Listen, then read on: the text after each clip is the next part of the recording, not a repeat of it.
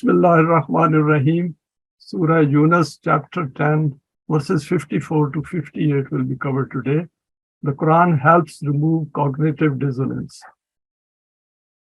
These are the references, and this is our contact in case there is any further inquiry or question. Recap verses 44 to 53. Allah does not do injustice to mankind. It is mankind themselves who do wrong to their own selves. This verse sets the scene of the human world clearly and opens the gate towards seeking further clarification on this important permanent value. We went through considerable detail regarding this verse 44, that Allah does not do injustice to mankind. So what it means is that the Quran puts it squarely in front of us that whatever is happening in your world, you should find out the cause and then try to address it in the light of the Quran. Everything follows laws in the universe, including the human world. The time of respite between human birth and death needs to be looked at consciously using the Quranic guidance. And this is important, that we should be quite conscious of our passing time, that is serial time, should I say, in this world, and remain very vigilant and very aware that our life is finite and it will end with physical death. And whatever is happening from now till we leave this life, we should look at it in the light of the Quran. The efforts which we make on the path of Allah using the Quranic guidance may not come to fruition during our finite life in this world. But that does not mean that these efforts will go to waste. The Quran states that the outcomes of our efforts are according to the law of requital and the law of respite of Allah. This is an important point, because when we get onto this path of the Quran and start making efforts to develop ourselves, we obviously want the world to change around us. And if it does not, and if we don't see physical effects of our efforts in the short term, that does not mean that these effects are not taking place. So the Quran here gives us hope that despite this life being finite, at the level of our self's life, our self's journey, we are going to continue beyond our death. And we have gone through these aspects in some other presentations. Every nation in the world gets adequately warned, either through human beings living among them or through the consequences of their own deeds, or both.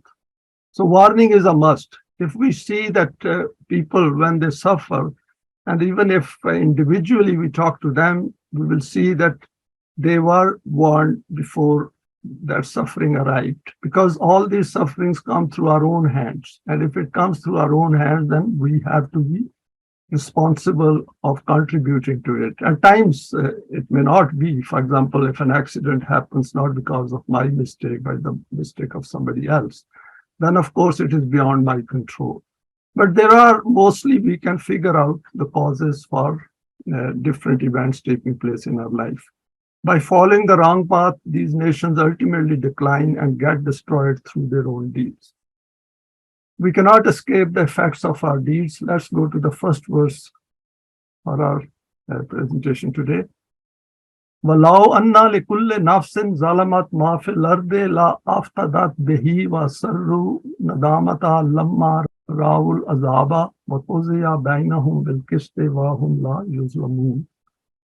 Then not only is the arrival of this destruction certain, it is also so concrete that the tyrant and rebellious on whom it descends, even if he wishes to avoid it by giving all the wealth in the world, this cannot happen.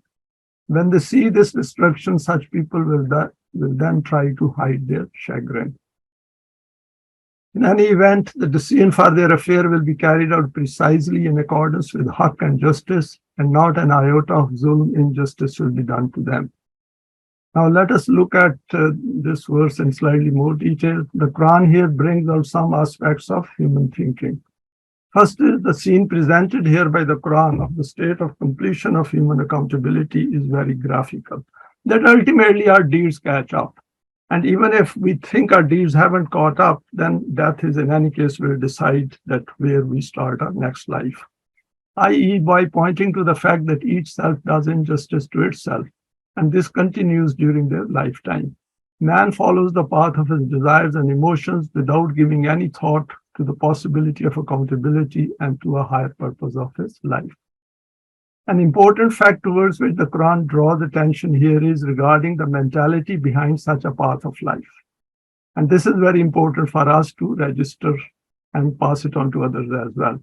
It is wealth and power which human beings acquire due to unjust systems, and they consider themselves beyond any accountability and are oblivious of the fact that with death, their finite stay in this life, in any case, comes to an end. And this is important, that there's no doubt that the wealth and power provides us with material security, and particularly under the capitalist system. But we should look at it very closely and say that can it save us from death? And that is one point. Second is this the way we live our life, that everyone is pursuing wealth and power? And where will it end? Because everything has a finite end. And then what will happen? The wealth they accumulated cannot firstly save them from death, and secondly, it is of no use towards the state of development of the self. And this point will become very clear later on, where we will link accumulation of wealth with the development of the self. Wealth, possessions, power are related to the physical domain, i.e. life of this world. And it is very obvious as well, when trouble comes, and we have seen it, that the people then end up spending all what they have in order to, for example, if they're suffering from cancer, they will try to get a best treatment so that they can recover from that. But the issue before us is to look at the mechanics of the way we are living in this world. And as a consequence of that, we are creating problems for each other. Then Allah makes it clear that at that point, do not look around for any excuse or cause for your own failures. Read your own book of deeds and accept the verdict of your own failure when you find that you do not have a self which can meet the criterion of the life of the hereafter. And this is what Quran does. Quran is actually preparing us for all eventualities, all risks, even within the capitalist system, man-made system, so that we are fully aware of the way our life is panning out before us.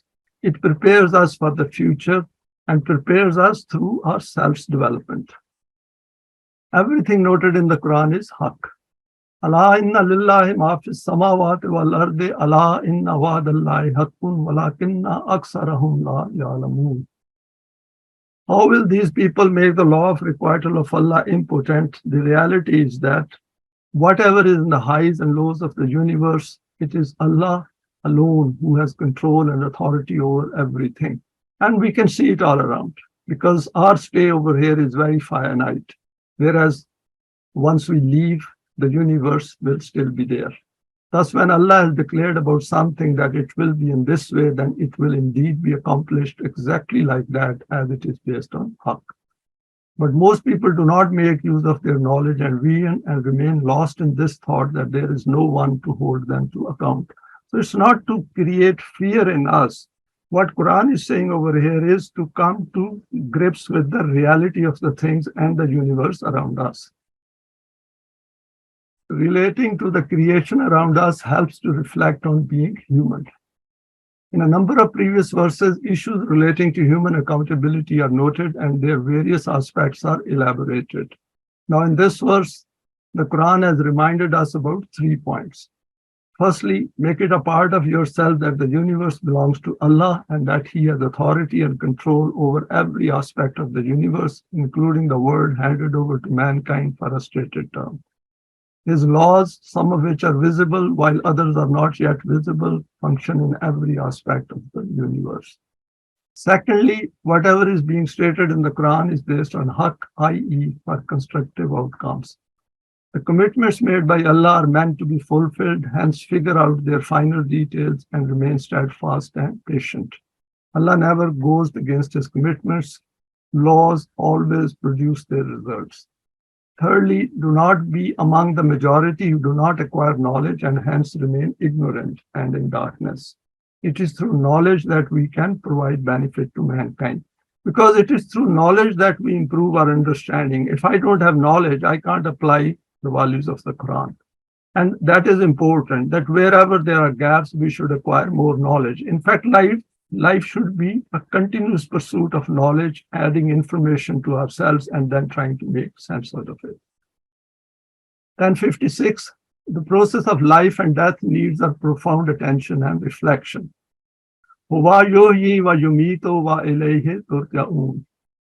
That law of requital, according to which the supreme revolution of the life and death of individuals and nations also occurs, and your deeds also return to it. These simply cannot go outside of its domain of authority. Just reflect to what an extent that law of Allah is possessor of infinite powers. Exploring life and death further. I have slightly gone over and above what is stated in the Quran, because if we keep the whole context in mind of life and death, and then the law of going back to Allah's laws all the time, and then I thought that it is better that we expand the verse slightly more than what is noted over here. The Quran has referred to the issue of life and death in a number of verses. In this verse, both aspects of life can be taken into account, i.e., the physical life of individuals and the collective life of nations. Of course, this can be metaphorically. Both forms are witnessed in our world. However, there is another kind of life towards which the Quran has drawn our attention, which is the new life, inverted commas, we acquire by creating a self within the guidance of the Quran. That is where the purpose of human creation lies. And we can differentiate, being on this path, that there was a life before we came to the Quran, and then our life took a new turn, and we acquired a new understanding, new awareness, new consciousness, in which now we are exploring the Quranic value system. And these two can be very clearly differentiated. These are easily discernible. We can differentiate between the two aspects of our individual lives by looking at the transformation within ourselves after we accept Iman, and then through Saleh deeds strengthen ourselves. Because Saleh deeds, what they do is they expand our vision, they expand our outlook, and we can see those things which we previously could not see. Because through these, we understand other human beings. And just understanding myself is not enough. Allah wants us to understand the whole of mankind the way Allah understands the whole of mankind. Because we are pledging, we are promising, we are committing to work on behalf of Allah to carry out His duties as noted in the Quran. The self without Iman and the self after Iman have a totally different outlook, vision, and character. This is that new life about which Ibrahim asked the question, وَإِذْ قَالَ إِبْرَاهِيمُ رَبِّ أَرِنِي كَيْفَ تُحْيِي الْمَوْتَى. O Rabb, how do you give life to the dead? And this is the question which Quran answers from beginning to the end. Note it is addressed to Rabb, i.e. the Rububiyyat aspect of human existence. Next is our physical life is finite, while the life of ourself has potentials for further growth. And of course, the question over here is, do we want further growth? And of course, we, the students of the Quran, want as much growth as possible while we are in this world. The Quran has drawn our attention to this aspect of new life by declaring, Ya ayyuhallazina amanu astajibu lillahi walil rasuli iza da'akum lima yuhyikum. And what it's saying is that, O Jamaat Momineen, that you should respond to the call of Allah and Rasul as He calls you to something which will give you life, lima yuhyikum, which will give you life, which will make you aware, which will make you understand that why the Quran is asking you to come to its guidance. Respond to the invitation of Allah and His Rasul, which will give you life. And it isn't, just note, it is in collective form. Then made it amply clear that it is through coming to grips with the reality of our existence that we can discern clearly between the physical aspect of our life and the life of the self.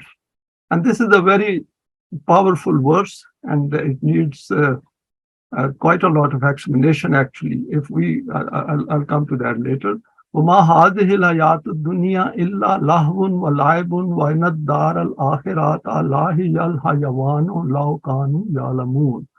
This worldly life is the first stage preceding further evolutionary stages of the human self's development. Never consider the physical side of this stage of human life as the primary aim. So Quran is again and again drawing our attention to this fact that don't think this worldly life is lahbun wa labun. That is, it is sport and entertainment. It is to waste time. It is to just sit down and do nothing. Concentrate attention on the cognitive side of life. Think about it. Whatever is going on in our life, we must continuously think about it. And then try to do useful things within the values of the Quran. It possesses those latent potentials which need the focus of I and the guidance of the Quran to manifest its loftiness and eminence. Now, the word used over here is hayawan. Hayawan is on the weight of fulan. And if we look at in Lughatul Quran, there is quite a bit of explanation given by Allama Parwez, that over here what Quran is telling us is that Innal daral akhirata lahiyal hayawanu means that your life will get a significant jump, different from this life once you enter into the domain of the hereafter. And actually, the way I look at it, and I gave it a lot of thought, and I said that even over here as well, that from a normal life which we are living before coming to the Quran, our life did get a jump, hayawan. We suddenly started looking at things differently than what these appeared to be in a previous life. Previous life was very much just a survival.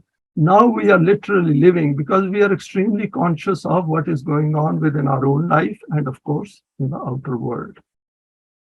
If these potentials are not explored and remain dormant, then do not think that this makes no difference. These unexplored potentials will keep creating issues subconsciously, leading to fear and huzn. For example, fear of death, and your existence will become an unlived life.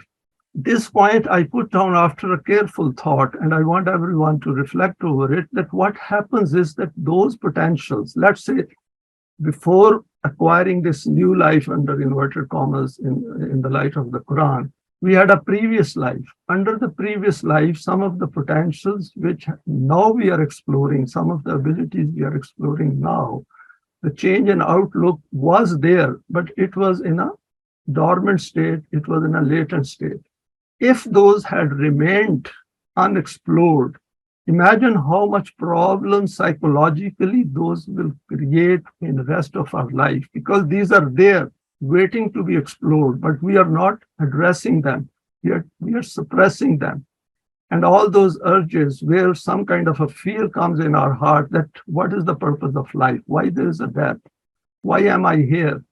And is there a life after death? And we suppress it with some kind of emotive religious practices and try to deceive ourselves. And as a result, those turn into fear and huzn, and we live an unlived life. So that is the point I'm trying to make over here. We can expand it even further. Life at the self's level provides a wider view of our existence in this world and beyond. The Quran has reiterated various aspects of the concept of Allah. This includes the issue of the life of man in many verses. وَتَوَكَّلْ عَلَى الْحَيِّ الَّذِي لَا يَمُوتُ. And put your trust in him who lives and dies not. I'll go through it again. And put your trust in him, that is Allah, who lives and dies not. The simple translation is like that. Now let us expand it a bit further. This should lead to a higher understanding for developing this part of ourself, i.e., it is our consciousness which defines each one of us. And if this precise concept of Allah, as given in the Quran, becomes part of our psyche, then essentially we can come to grips with our own life and its purpose. So what Quran is trying to draw our attention is that you are far more than what you think you are. And the moment you come to the Quran and accept that concept of Allah, which is explained in the Quran, and that concept of Allah, if it becomes your model, and you follow and you manifest those divine attributes and follow those permanent values after understanding those, then essentially you are putting your trust in Allah, who has now become your model. And being the possessors of divine energy, now that is link is established. Of course, it is not something that Allah has come into us. That is not what the Quran is saying. What the Quran is saying is that you follow his divine attributes and then see the change which comes in your own character, conduct, and your own outlook.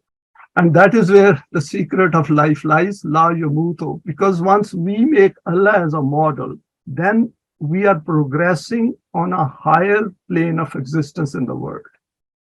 A developed self can now understand its own intrinsic value. And that is important because what is my intrinsic value? What is our intrinsic value as human beings, as possessors of divine energy?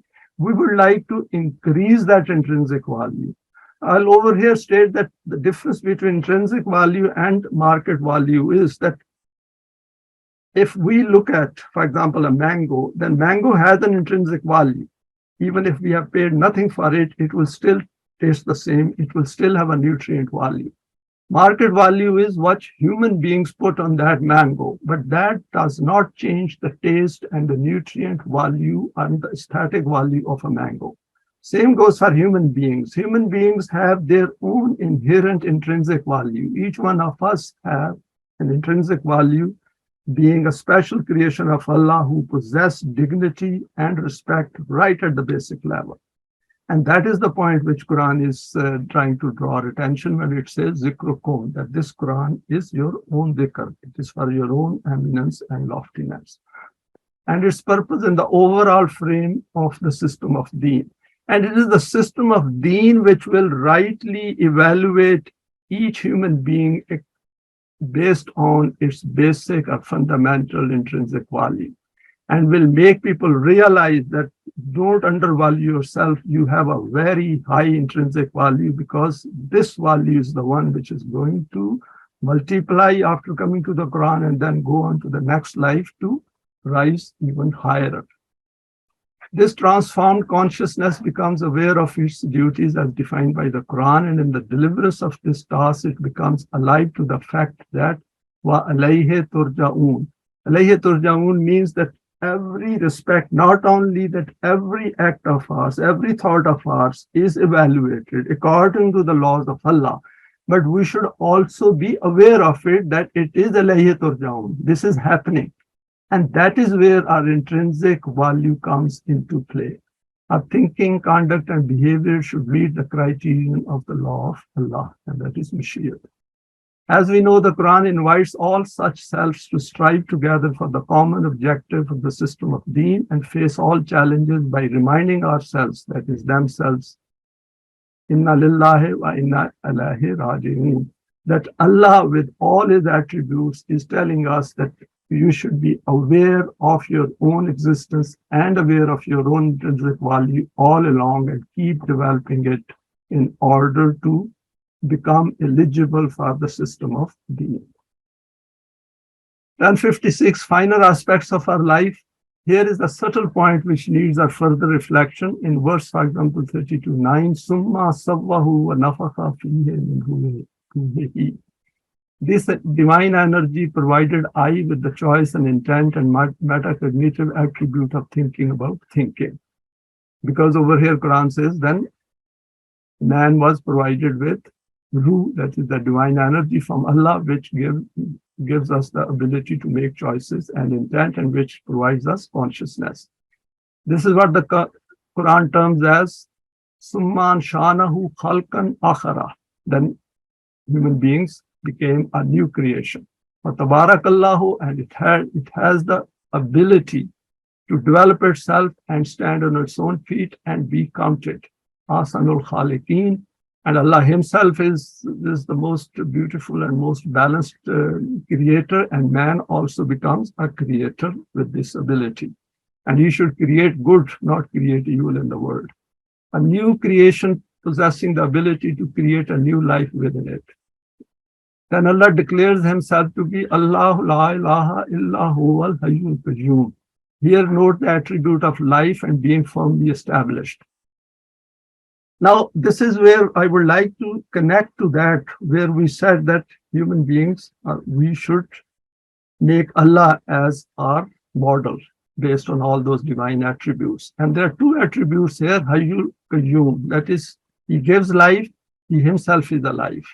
And then he's Qayyum, he is firmly established, and it's the same root as Sirat al-Mustaqim. He's alive and gives life. Then he states about the Quran, لِيُنْذِرَ مَنْ كَانَ حَيًّا, that Quran provides warning, provides admonishment a reminder for those who wish to be alive, to provide a warning to those who are alive or wish to be alive. The point to reflect on here is that if we possess divine energy, and then if this self accepts exactly that Iman for which the Quran stipulates the procedure and process, then our concept of him provides us with that eminence which acquires the ability to understand Deen and its finer issues. It's a very difficult point and challenging for me as well to explain it, despite the fact that I think I have come to grips of the essence of it. That what Quran is trying to tell us is that you have an intrinsic value, and this intrinsic value at a fundamental level has tremendous ability to get multiplied and keep rising in terms of its own eminence and its own loftiness. And if you make Allah as a model, who is Hayyul Qayyum, then essentially you are holding on to that handhold which is not going to break. And despite not being visible, it will take you to that destination which his Rububiyyat demands that you should be able to acquire that, achieve that higher status before you leave this life. Because after going from this world to the next world, we have become something different. We have developed ourselves. Our effort is to rise to that highest level where we are able to establish the system of Deen, so that even when the system of Deen is not established, we rise to that higher eminence and loftiness which can be achieved. And this is something to which Quran is trying to draw our attention. The Quran cautions us not to live a life in which you are neither alive nor dead. And this is the life, la yamutu fiha wa la yahya, which most human beings are living because they are not aware of the purpose of their life.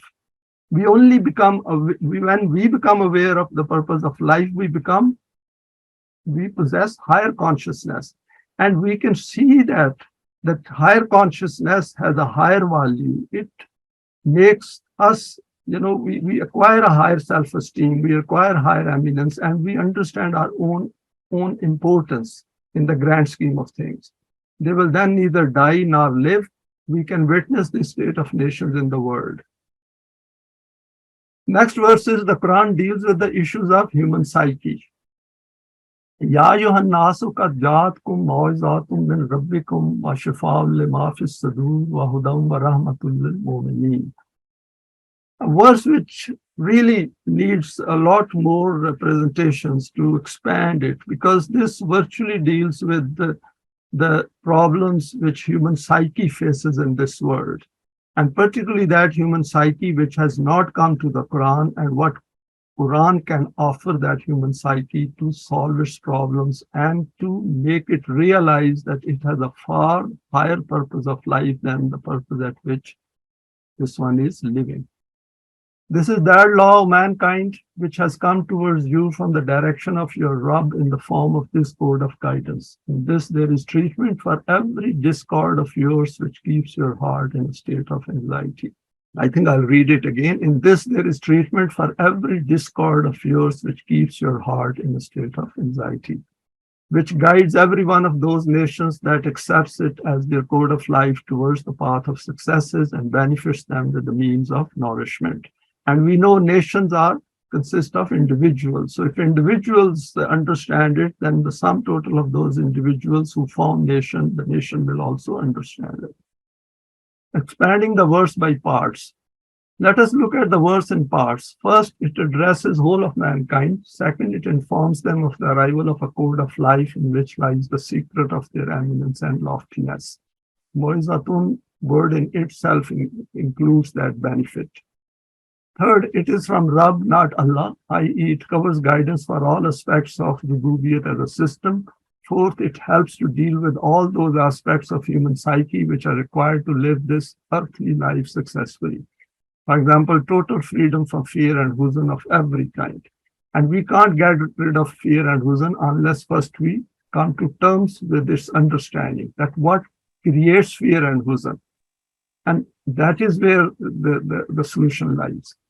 Fifth, if it is followed, then it will help to become Momineen through its guidance and rahmat, and all those potentials which are latent within the human self will manifest in the inner and outer world. Another way to look at this verse is that it is addressed to each one of us individually and also collectively. For example, it is telling I, that is myself, each one of us, with choice and intent, who possesses choice and intent, that try to understand it intellectually, that you have a certain cognitive makeup which includes your emotions and desires. And Quran has used one powerful term for that, as-sadur, which is normally translated as heart, but that is how we should look at it.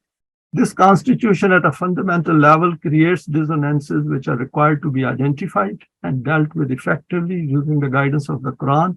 And then this newly acquired self, free from these inner conflicts, grows further. And that comes under Rahmatun. And we know the root of Rahm is where nourishment and development is part of this root. This dissonance-free self will help to come to terms with the understanding of the system of deen. Now, the point over here, which is for our very profound reflection, is that if we have a dissonance-ridden self, then that self will not be coming to terms with what is given in the Quran. And some of the verses will not make sense to us.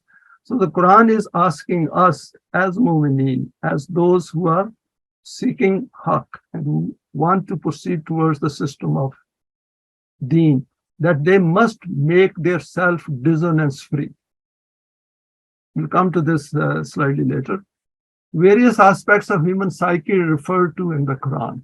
The Quran itself has referred to some of these dissonances as cognitive issues in relation to the hypocrites. For example, fi qulubihim maradun fazadahumullahu maradan walahum azabun alimun bima kanu yaksibun. This is a verse right at the beginning in Surah Al-Baqarah regarding hypocrites. There is disease in their hearts which keeps multiplying, and their inner discomfiture is linked to telling lies. This see kanu yaksibun, that because of their thought process and their conduct, they are causing a disease, and that disease keeps multiplying because they do not treat it, because they do not become aware of it, or they deliberately do it thinking they are getting some kind of benefits. Why do people lie? Is it due to the nature of man-devised systems in which all those lies are counted as successes when people are not caught out but benefit materially? Now, this comment is for all of us, those who are on this path, that what is the cause behind it? Because Quran says, warn others. Are we giving warning to these people? Is the system warning them or encouraging them?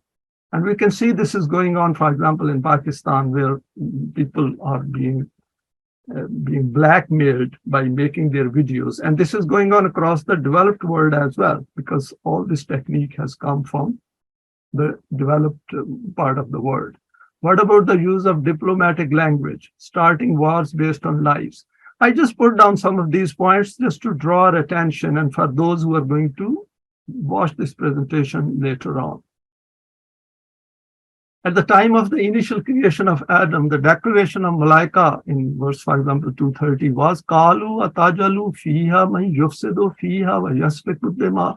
They said, will you place therein one who will create fasad and sheds blood? If we hold these kinds of proclivities in our subconscious, which need to be addressed, and do not address them, then will these not cause problems in our inner world? And that's a very important point for us to consider and reflect on. Because when Quran said that at a basic fundamental level, man will create problems for himself, he will create parties, he will divide himself. And irony is, for example, we think that parties are blessings, because that is the basic constituent of democratic system. Even if these are not brought into our consciousness, human beings do have these inclinations, and by merely burdening the self with them, but not identifying them and resolving them, is bound to create issues at some point in our life and prevent the development of the self. Because our cognitive makeup should be taken as a whole, not in parts. And if whole of this has certain contamination in its background or within it at subconscious or unconscious level, then it will be naive to think that it will not create problems for us while we are going through this journey of life. And if this cognitive makeup is the one which is going to help us to create new life or to create a self which we can develop, and with this kind of contamination within it and not being addressed, then we can see that there is a problem with this self. And that is the point I'm trying to make over here. Keeping track of the changes in our psyche is part of our developmental process. When the Quran states that in Allah la yughayyiru ma biqawmin hatta yughayyiru ma bi anfusihim, we have gone through this verse in detail in chapter 13. The state of a people can never change until they change their psyche. I'll say again, the state of a people can never change until they change their psyche. It draws our attention to looking critically at our inner thinking process and deciding on the kind of world we want. As noted in 1044, Allah does not do injustice to anyone. It is people who do injustice to their own selves. This means that we need to look at the whole purpose of our existence as human beings. Whatever problems exist around us and across the world, we need to gain knowledge about them and examine them from both the non-Quranic and the Quranic viewpoint, and then compare the two. If we come to this conclusion that the Quran has a solution for these issues of life, then we need to convey this to others so that mankind benefits. And this is important because if I don't understand, then I can't pass it on to others, period. And this is something which Allama Parwez, I was going through one of his lectures, which he gave to local Bazm in Lahore, and he very beautifully stated over there that the purpose of TOLU-E-ISLAM is to understand the Quran and then pass it on to others, period. To understand the Quran ourselves, that each one of us should understand the Quran every week, and then during the week pass it on to others. And that is where the success of this lies, that our job is to pass it on to others, shares others, because it gives us conviction in what we have understood, and secondly, it expands our own horizon. It is not an easy task, as opinions about prevalent sectarian versions of Islam are quite entrenched, and it's not easy. And who says it is easy? Quran also says it's not easy, and people are not willing to pay any attention to what is contained purely in the Quran itself. However, this is the present day situation, and we need to keep passing on the message. So we should make an attempt, even pick up the phone and talk to someone saying, it's interesting, we had a lecture this week, and I can send you those slides, and there are some very important points covered over here. I have benefited. So we can always start a conversation and then take it to the end and talk to them, so that as a result, our own vision expands. And that is important, because as our vision expands, the other verses which are going to come next are going to make more sense. Explore the horizons of human consciousness. When the Quran states, give from your possessions and wealth, it is pointing to the influence of this on our psyche. The self is not material and is not supposed to allow residence of material things within its abode. Why? And this is something which I thought through, because the next verse actually is dealing with that, and I will expand it over there, that our metacognitive ability is abstract because thoughts are coming out of thoughts. And are we supposed to occupy them with the priority of material things? Of course, material things are important to live this physical life, and without that, we can't have a system of being. But we have to be able to discern between the two, differentiate between the two. It is meant for another self, for example, the good of other selves. Looking for the meaning of life through material things will make it impossible to acquire a new life and a new self. Loss of material possessions will mean loss of a sense of identity, and we can experience this here in this life. Because Quran does not want us to slow down at any point in time in this world. Once we have come to the Quran, it wants us to remain dynamic, keep pursuing, keep moving forward. Every week should be a step forward in our life. For example, despite having surplus wealth far beyond their needs, some people take their unexpected losses to heart and end up dying early. And of course, the fear of losing wealth will also occupy our mind if we are more concentrated towards this aspect. That is the fear of becoming poor. And I've seen people all their life, they kept accumulating, thinking that they may not go poor. And they did not think that there are human beings who are living with far less. And what about them? How do they pass their life from day-to-day basis? The issue to which the Quran points our attention to is the higher purpose of our creation and the fact that we have certain latent potentials which can only manifest under the guidance of the Quran. By virtue of their presence, even in latent form, we simply cannot become free from this dissonance effect until we get on to Sirat al-Mustaqim. Those who comprehend this aspect, Allah asks them to take the lead and help others understand. And this will help to create a new Jamaat of Momineen who will become eligible for the help of Allah. Few verses pointing to the fundamental issue faced by man on the planet, first stage of cognitive evolution. And this is another point we should keep it in mind, that we are at the first stage of the evolution of ourself. Because here we have become aware of ourself, and we are of course fully aware of physical self. And then this self, which has emerged out of the normal worldly self, should I say, under the non-Quranic system, and it has become Quranic, and now we are taking it forward. And it will then meet its next stage of going through the emergent evolution. Over here, I quoted a verse from Surah Al-Hadid, and I'll go through the meanings. Their sights are only on the immediate benefits of life, whereas compared with the higher concept presented by the Quran, the status of physical benefits is merely that of sport and entertainment, through which some temporary pleasure can be sought or some beautification or pageantry can be executed, or to have pride in this, that I have more possessions than others, or to compete in a race to exceed others in progeny and wealth. And the Quran is saying, don't make this the aim of your life. These are the means to get through this life. And the next one is from Surah Al-Munafiqun, and I'll go through the meanings again. Nevertheless, this is the state of these hypocrites, and these are their designs. Therefore, O Jamaat-e-Momineen, see to it that you do not fall prey to their words, as a result of which your state may become that like them. The love of possession and progeny turns you away from obedience to the laws of Allah. Remember that severe harm will reach those people who will do this. And this is important because this is the reason that we have not been able to establish the system of deen, because we do not have enough people who possess that kind of a self to whom Allah's help can arrive, who can get the help of Allah, and who become a Jamaat-e-Momineen by removing their differences, and then are in that state where they understand or fully grasp the system of deen. Because if the minds are contaminated with these things, which are part of the system of the capitalist system, man-made system, and we should keep that in mind, because that is where the Quran is asking us to focus. Dissonance in relation to the capitalist system.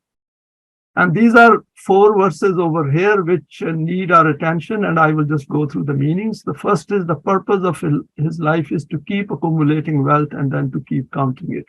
Allazi jama malan wa addada. And we see that particularly people who get onto this path, and big businessmen like Bill Gates, they get that flair of accumulation and greed, and countries become like that as well. Who can tell you other than Allah what is this Jahannam of destruction? And Quran says this is that fire kindled by the law of requital of Allah, the flames of which encase the hearts. And this thing leads to not only their own lives are destroyed, because end of the day, each corporation is headed by one person, each country is headed by one person. And these things, we should keep it in mind that why are they doing it? Because they are not aware, they don't want to follow that path which the Quran is asking them to follow, because they think that the life will end with their death. Dissonance originating from being divided internally and externally. We have gone through this verse previously as well, and I'll go through the meanings.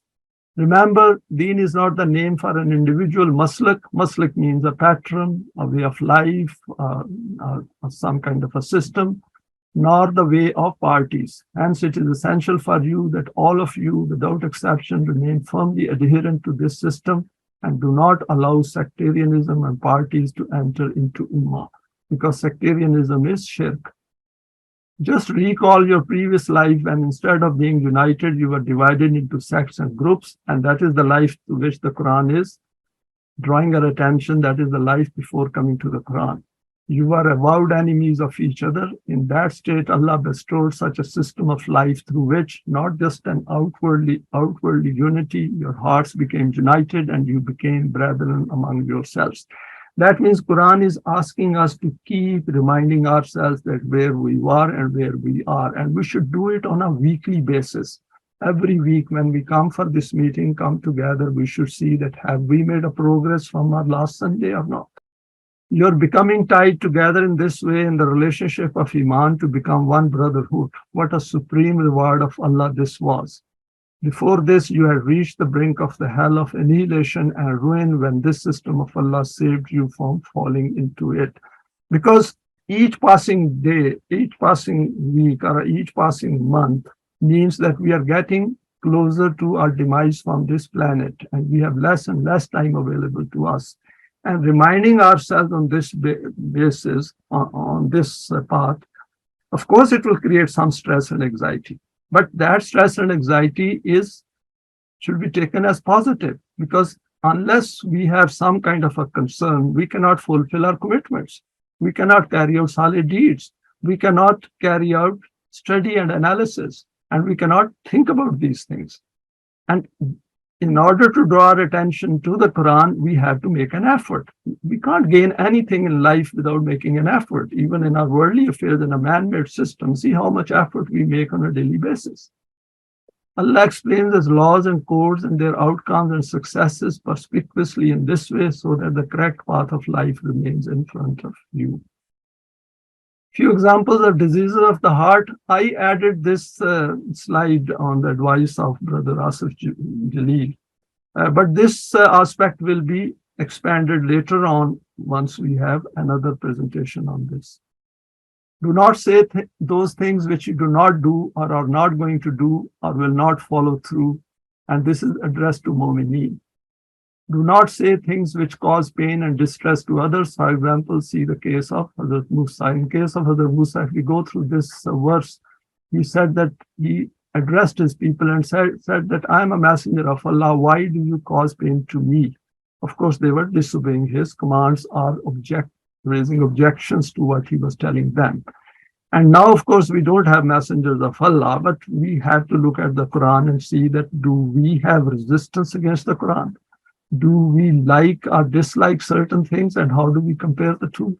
And when we are conducting among other people, I hope we are not causing pain and distress to others. So that means we should be highly aware of what we say and the way we think.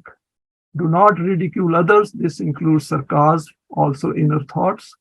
Do not put down others, including inner thoughts. That means it is not only that outwardly we put down others, but we should not have those thoughts within our own heart as well. And becoming aware of our own inner self is something which means that we have acquired a higher self. This needs a very high degree of consciousness, needs education and reminding each other. And we should train our children on these lines as well. Do not call each other names, whether in their presence or behind their backs. Because calling names, whether in their presence or behind them, or just copying them or somehow insulting them, in any case is bad. And we should not waste our energies on these things. If thoughts come to us, we should get rid of them. Avoid any kind of suspicion. This arises in our thoughts, and we need to be aware of it, recognize it, and then either investigate it or cancel it. Do not spy on each other, and particularly this is about among Momineen, because we need information. We work in a world which is man-made, and we know that how much troubles we have around us. Information collection should be in relation to any investigation, not for satisfying our malicious intention. Backbiting must be curtailed. It provides some kind of self-justification and superiority complex. However, sharing information to guide or warn others does not fall under this. And over here, we have to be very careful that whatever we say and whatever we think, it should not be for the sake of getting some kind of pleasure under inverted commas. But in case, for example, we can warn someone from the evil of somebody, then we, by all means, we should. And among Momineen, if we see any error, mistake, or some fault, then we should suitably inform each other. Telling lies, twisting words, not keeping promises, jealousy, envy, prejudices, harassments, having reservations and not clarifying, hiding evidence, not promoting good, and forbidding evil, all of these are part of our inner conflicts, our own issues, which Quran helps to remove. This aspect will be covered in part 2 under this verse 1057. Finding out these aspects of the human psyche is part of a study of the Quran. So not only that we should know these and remove within our own selves, but we have to tell others as well. And this will form an essential part of education and training in a system of deen. Now let us come to the last verse for today's presentation. The Quran brings balance to human existence. قُلْ بِفَضْلِ اللَّهِ بِرَحْمَتِهِ فَبِذَلِكَ فَلْيَفْرَحُوا هُوَ خَيْرٌ مِّمَّا يَجْمَعُونَ. Say to them that receiving this kind of code of guidance is because of the fadl and rahmat of Allah. You could not have obtained it at any price, and so you should celebrate it on its receipt. This is better than every one of those things which you keep accumulating, i.e., more valuable and cherished than every possession of life. Actually, this translation celebrate over here of al-yafrahu is really inadequate. If we get a chance, we should look at the root of this word as well. It is more in context of the system of deen and its establishment. Reflecting by parts, there are 4 parts of this verse which individually and collectively require attention. Firstly, say to them that after fully comprehending the matter coming before this verse, that is the verse 1057, of which it is an intrinsic part, the human psyche which wishes to undertake these duties on behalf of Allah, should study intently the next part of this instruction of Allah. Secondly, this Quran, its guidance is due to the fadl and rahmat of Allah. And fadl is some bounties which we get free. In fact, everything we get free from Allah, including our intellect. And we have to appreciate it. We have to make use of it. If I have certain potentials and if I don't make use of them, then I'm not meeting the criterion of fadl of Allah because I'm wasting it. And rahmat means, of course, then to grow it, those potentials, take them forward. And normally fadl is translated as bounties. All those benefits, bounties, and eminences associated with this book will come to us as achievements due to our strivings on this path. And while we are going through this process, we'll come to appreciate these aspects. And we are already appreciating it in our efforts to bring out the best out of the Quran at this point in time. We are already benefiting from it. Already the field of our consciousness has expanded, and we are now understanding those things which were somehow not before us previously. Thirdly, the consequence of this process of following this path is that it leads to contentment and peace in hearts and minds. This is based on following the straight and established path of life together and has a clear, defined aim before us. The term fal yafrahu, which is opposite of huzn, I've just picked the one meaning, and it appealed to me because when Quran says that you should celebrate it or be happy, that means we have come to terms with fear and huzn. We have understood it. And now we are happy that we have found the solution and we are going to deal with it. Here, the term fal yafrahu here makes it clear that this is the outcome of all those thoughts and efforts which have gone into this selected path of life and whose signs have already been verified empirically. And empirically means that we have tested them, we have understood them, tested them, and seen the results. And that is important for us, that do not leave any things untested, because that is how Iman becomes strengthened. Further reflections. Now we come to the last part of the verse where it declares the supreme reality of the human self at a fundamental level of its creation. Huwa khayrun mimma yajma'un.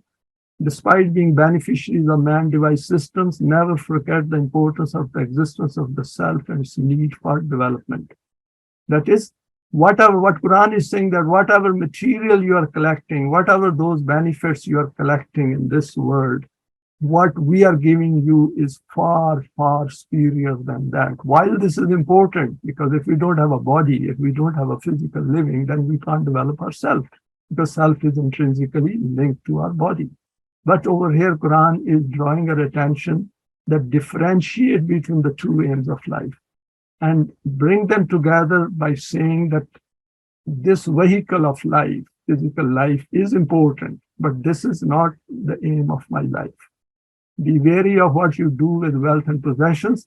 Pursuit of all these will distract you from the real purpose of human creation. Allah provides a reminder through His book. The reminder is to make the aim of the Quran the purpose of your life through choice and to come to terms with it willingly. And that is important. The change has to come from within us. If we have accepted it intellectually, and if our heart is not into it, then we are lacking something. Our heart has to accept it as well.